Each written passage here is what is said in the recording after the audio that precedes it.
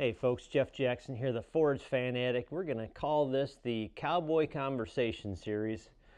So we're going to do a series of videos to talk about conversations that I have about cow chow.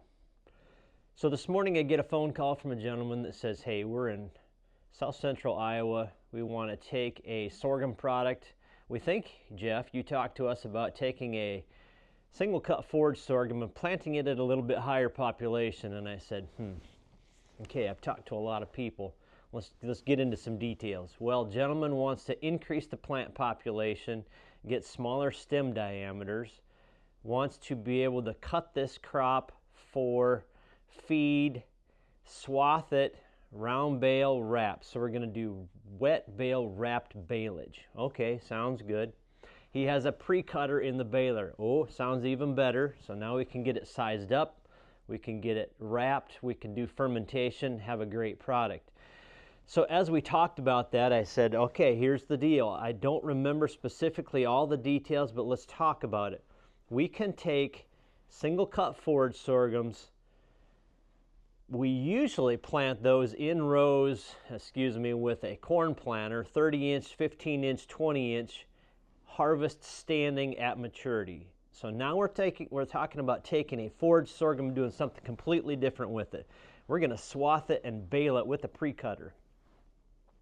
So when we do that, I will allow people to increase the plant populations because we're going to get narrower rows. Plants will be spaced out more. You're doing it with the drill, so seed placement's a little bit different, so we can increase. Generally, I like to have people plant in rows, about 65 to 70, maybe 80,000 plant population. 75,000 plant population would be about 5 pounds at 15,000 seeds per pound. Okay, so I said we can let a guy go from 5 to 10 pounds, but here's the catch. You have to make sure that the gentleman knows that once it reaches the flag leaf stage, or we start to get a few heads poking out of the boot, we need to take that and swath it. Because if we have a mistake and we have to wait for the weather and it gets a full head on it and we start adding grain and it gets heavy, now all of a sudden we have an emergency because we planted twice as much seed, we have twice as many plants per square foot, the stems are smaller on purpose.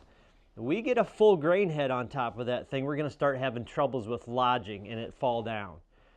So you have to guarantee me that if he's going to double the rate and go to 10 pounds, we're going to take it more in a vegetative state versus reproductive. Yeah, okay, sounds good. It said, now that's the best time to maximize forage quality and tonnage at the same time, because once that head pops out, we're going to convert sugars and carbohydrates, and crude protein will go down in that plant to make starch energy in the grain berries that it's trying to produce. And at that point, the plant stops growing vegetatively, so every day it stands there, the digestibility is going to go down faster because we're not creating any new more vegetative material. Okay, sounds good. So we get into that conversation, and then I said, well, hey, wait a minute. Why are we trying to do that with a forage sorghum that generally doesn't like to be planted at that population anyway? Why don't we use one of these awesome photoperiod sensitive BMR sorghum sedan grasses? Because the question came up, well, Jeff, what's the trade-off between doing a multi-cut sorghum sedan grass and a single cut forage sorghum in this situation? And I said, well, they asked me about a product called 1531. I said, well, again, 1531 will try to put a head on it about 55 days. So now we're out there from June 1st to July 1st, July 1st to August 1st. By August 1st, our vegetative growth is done. So then what? From August 1st to September 1st, do we just leave it? Do we try to get a little bit more regrowth? Maybe we can graze some in the fall. And I said, oh, well, if you want to take something and just have the flexibility of when to cut it, take one really big crop because you want to maximize total tonnage produced, why don't we use one of these photoperiod sensitive BMR sorghum sedan grasses that won't try to go reproductive until September 15th. So it's just going to continue to grow and stack new leaves on the top of that plant every day, every week from May 25th until you decide to cut it. And if you just get a wild hair on August 15th or August 20th and say, let's swath it and bale that today so we can cut our work down when silage chopping starts, go ahead and do it. If you wait till September 15th, go ahead and do it. If you wait till October 1st, you can still do that too. It's just going to try to put a head on at that point, but you've got all that growth, June, July, August, into part of September. Big, massive plant. So there are ways to do this. There's some really cool products in the industry right now. The one that I was talking to this gentleman about, we call Green Treat 1961. It is a fantastic growth, BMR 6, so high quality, photoperiod sensitive. It won't put a head on until middle of September.